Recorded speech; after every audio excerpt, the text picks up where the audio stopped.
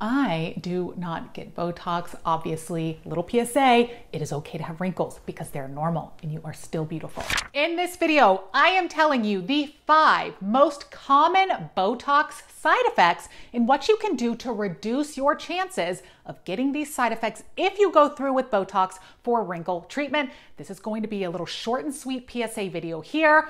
Make sure you are subscribed to my channel, The Budget Dermatologist, for more anti-aging education and skincare product reviews. And come say hi on Instagram and TikTok at The Budget Dermatologist. And click the link in the description of this video to get the first look at something new that I have been working on. And while you're there, check out my favorite anti-aging products. I have all of those linked in the description too. Now, these are the 5 side effects that you need to know before you get Botox for the cosmetic treatment of your wrinkles. Now, first, here is my little 60-second spiel on what is Botox. So Botox is a cosmetic treatment used to lessen the wrinkles on the face. Botox is a brand name for the toxin. Yes, it is a toxin that is injected into the skin, and it actually exists in similar forms by multiple other brands. Botox is just the most well-known. So it is a toxin that is injected into the facial muscles with a needle to paralyze them so they can't cause the overlying skin to wrinkle when those muscles contract. So these muscles normally will contract to help movements of the facial, to help make movements of facial expression, like raising the eyebrows, that can cause horizontal wrinkles, frowning that can cause these vertical 11s, and then smiling really big to cause these radiating horizontal lines, also known as crow's feet. Now, Botox is very expensive. Prices can vary from hundreds of dollars per session to over $1,000. It is temporary and typically will last 3 months on average, during which time it gradually wears off and then you return back to your original baseline with full movement of the facial expressions. But it is irreversible during the time that it is active in your body, meaning if you have a side effect from Botox, it cannot be removed. You must wait until your body metabolizes it, which takes, again, about 3 months on average. Now, in contrast to fillers, Botox does not restore volume to saggy or deflated skin.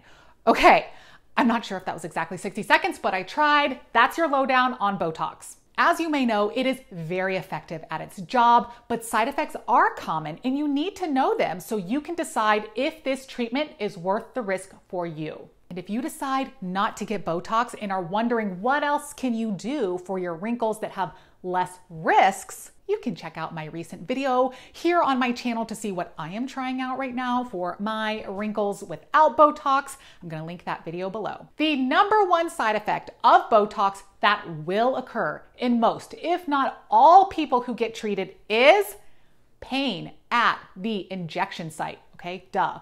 Needles hurt. Almost everyone will get redness or swelling at the injection sites as well, and mild bruising is common. Now, the pain and swelling occur from the needle puncturing the skin and then the toxin diffusing through your tissue. Your level of pain tolerance will determine how much or how little this actually bothers you. This pain is short-lived and the redness and swelling typically will resolve in just minutes, up to hours in some people. The injection sites might look like little red bee stings. This is an expected result post-treatment. Now, bruising can appear gradually after the procedure and it can take days to weeks to fully resolve. This usually can be concealed easily with makeup if that is in your routine. So how do you reduce these side effects? Well, you can use ice over the area of injection before and after the procedure. That can minimize the pain, redness, and swelling. You can use numbing cream applied before the procedure that can minimize some of the pain. This will not take away all of the pain or uncomfortable sensation. Now, bruising can be made worse if you are on medications that can thin the blood or increase your risk of bruising, such as over-the-counter ibuprofen, aspirin, and certain vitamins and supplements. You should disclose everything you are taking, both prescription and over-the-counter medications, to your injector so that you both together can decide how best to proceed. Additionally, remember, consumption of alcohol can act like a blood thinner and worsen your bruising risk. So take this into account and ask your injector about this. Number 2, another side effect of cosmetic Botox is headache after the procedure. This is a common one, okay? Following the procedure, you may develop a headache that may or may not feel like your usual variety of headaches if you get headaches. This can be felt like a band around the head or a tension headache in some people.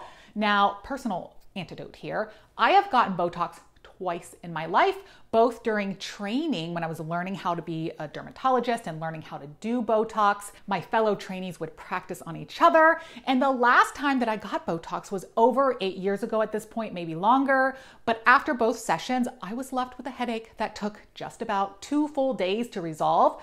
This was personally miserable for me and one of the main reasons that I do not get Botox anymore, at least not right now. So this acute headache will resolve in most people by 24 to 48 hours.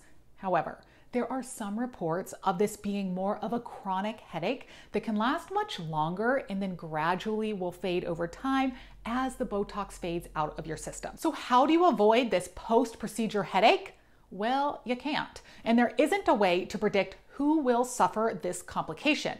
So Tylenol, if you are able to take it until your headache resolves, works fine for most people. Number 3, another side effect of Botox is asymmetry. This means that once the Botox sets in, your face isn't exactly equal on both sides. Maybe one eyebrow is higher or pulls more in one direction, or when you smile, or one of your eyebrows might look spocked, or maybe you have a little more wrinkles on one eye than the other. So here's the actual deal with this side effect. Most people have asymmetric faces to start with.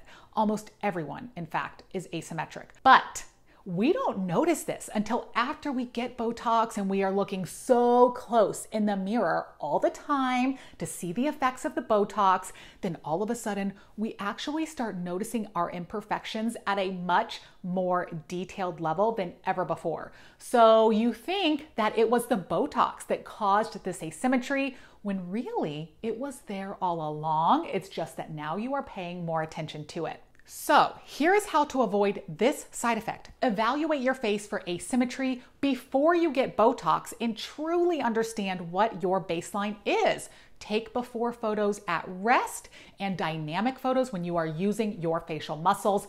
I promise you, most of the asymmetry that you notice after Botox was already there to start with. However, that is not always the case. Sometimes the Botox does set in and can amplify this asymmetry or create an asymmetry that actually was not there before. To reduce your chances of this, it comes down to 2 things: experience of your injector and some luck, okay? Make sure that you are choosing an experienced injector who knows anatomy well and has very sound technique, and then the luck of it. Even if you have the most experienced injector, asymmetry can still occur.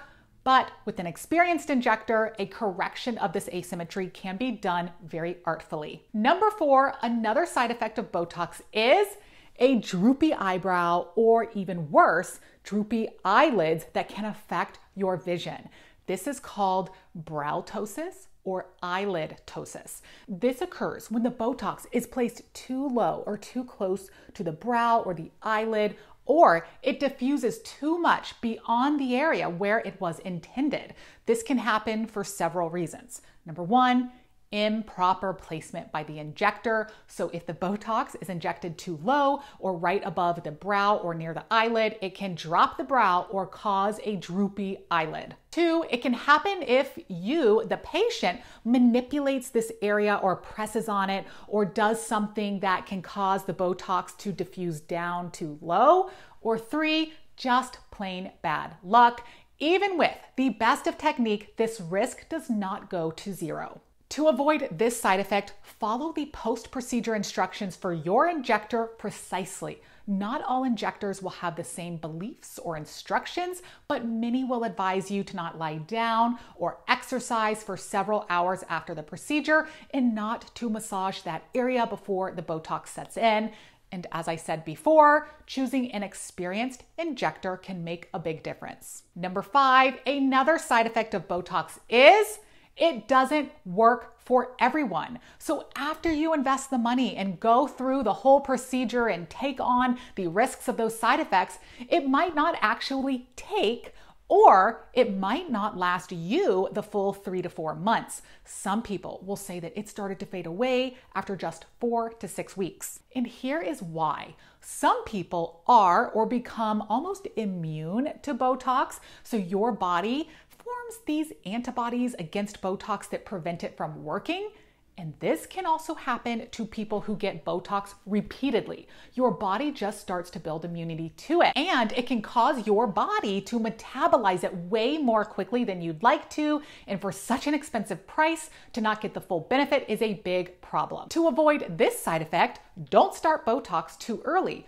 Don't get it too often, and consider switching brands or types of Botox, because there are many reports of people developing immunity to one type or brand and then they switch to another and can get results with that one. So those are my 5 of the top most common side effects that you can have from Botox. Make sure that you know what you are getting into, because these cosmetic procedures do have risks. All right, so what if you don't want these risks, or you want to do something to treat your wrinkles in between Botox sessions while you are giving your body a break? Well, you can do a lot of little things that sometimes add up to give you a pretty significant benefit. I am going to link some of my videos in the description where I go into detail about some Botox alternatives, including a $20 Botox hack that I am in the middle of trying myself. So check those out. Make sure you are subscribed to my channel for more skincare education and anti-aging tips. See you guys soon.